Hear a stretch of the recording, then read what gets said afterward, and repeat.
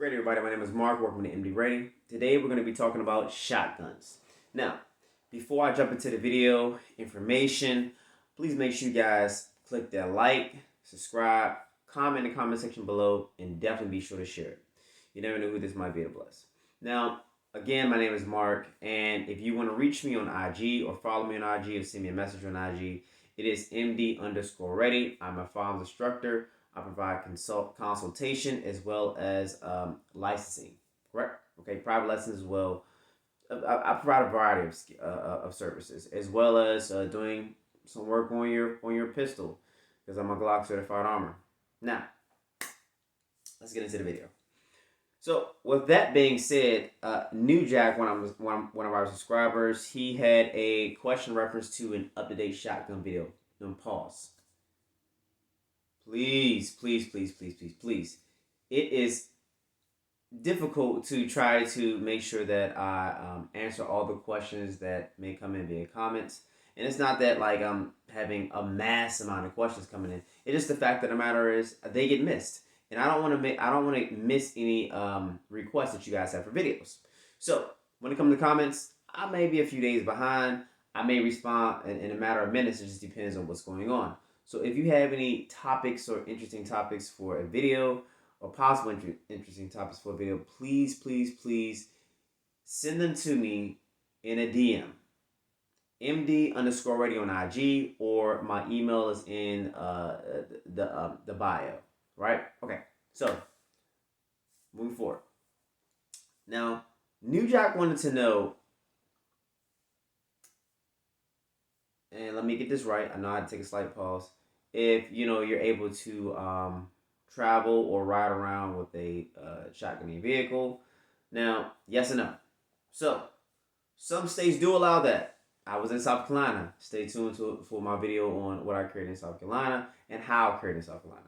But in the state of Maryland, to my understanding, I just recently went through some of the laws. You are not able to ride with a loaded long gun in your vehicle. I can't tell you what to and what not to do. Times are getting crazy. You definitely want to make sure you protect yourself by any means necessary. So, this is my trusty shotgun. It's my Stevenson Savage 320. Pretty much like a Winchester Defender knockoff, I believe.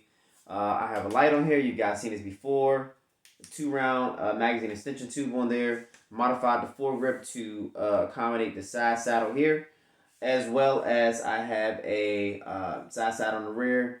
And this is the shotgun, which in my video, I took an inch or so out of the rear stock. So it could be a little short for me because the stock is a little long. So I do not suggest doing that unless you're okay with permanently modifying your stock.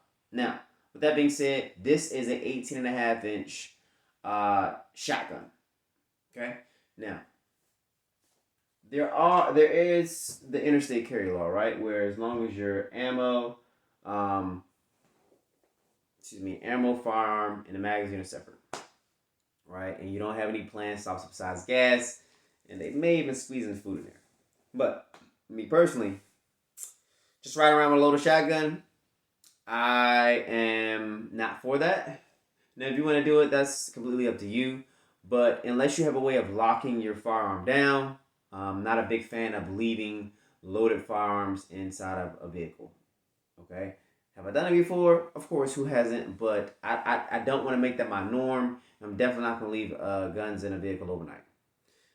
Now, moving forward, there's a little bit of a twist to that, right? So, if you want to leave something shotgun style in your vehicle, or you want to carry said shotgun but not a shotgun, then what you can do is you can carry a firearm. So, this Mossberg 590 Shockwave is considered a firearm. Okay, it's not a shotgun. It is a firearm, but it does shoot slugs and bucks. Okay, I don't suggest shooting slugs out of this thing. I don't even suggest shooting full power buckshot because it'll hurt the hell out of your hands. But moving forward, so this is my 590 Shockwave. I have an SB Tactical brace on here, and it is messed up a little bit. Okay, cool. It is hot and loaded. but I'm making sure that that I'm actually pointing this farm in a safe direction because this is one of my go-to guns. One of my 10 hut guns that I heard a gentleman talk about video. I definitely paid homage to him in reference to saying that. But this is a go-to firearm in my home. So this and the shotgun there both took go-to guns. But moving forward, this can go inside of a backpack. This in the state of Maryland is considered a pistol. Okay? Now, yes, it is a pistol, and yes, it can be carried. Depending on who you talk to, they may give you a different answer. But you may be able to get away with this, okay? Because it's not a shotgun. This is a firearm. So, with it being a firearm, it can go into your wear and carry. Now, I will say this: in the great state of South Carolina, if you don't have a concealed carry permit, they do not allow you to do open carry as of right now. Okay, today is Mother's Day 5/9, but that could change. So, happy Mother's Day to all the mothers out there and the amazing women that perform the role of a mother. So, definitely bless you. Thank you for you. Okay, definitely appreciate you. Now, can't do that wrong. So even this right here in the state of South Carolina, you can ride around with this loaded in the trunk of your vehicle. No problem at all if you don't have a concealed carry. So with that being said, to sum up New Jack's question, when it comes to firearms, you can still continue to do the interstate carry, which is a separate magazine or gun and ammo.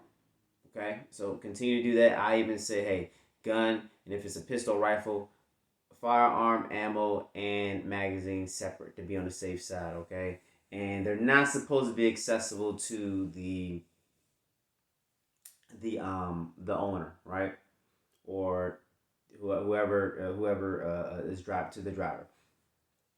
Now, when it comes to can you bend that a little bit? I mean, instead of having it in the trunk, would you probably have it someplace that you could? But at the end of the day, you don't know what law enforcement officer you're going to come in contact with, so just be mindful of that. I just highly encourage you all to get your concealed carries, your wearing carries. If you're living in a state like that's communist like Maryland, where they're going to make it a little difficult to get your wearing carry, you can do it, but it is going to be a little difficult. Highly suggest you guys to get a concealed carry for another state so that you can carry in other places. But with that being said, that is the end of the video. Guys, make sure you like, share, and subscribe, and get in the comment section. If you don't agree with what I'm saying, you think what I'm saying is a bunch of baloney, that's cool. Thumbs up, thumbs down, whatever floats your boat. I definitely appreciate you taking some time to look at the video. I try to keep it short, sweet, to the point, but also give you a little bit of insight on my thinking. I am not an attorney. I should have prefaced the video with that, but I'm not an attorney, so I can't tell you what to and what not to do. But based on my experience, my understanding of farms and some of the vague and broad laws, this is my perception. So, God bless you all. If you got any, I would say, interest in particular videos, make sure you DM me MD_ready on IG or send me an email. I'm out.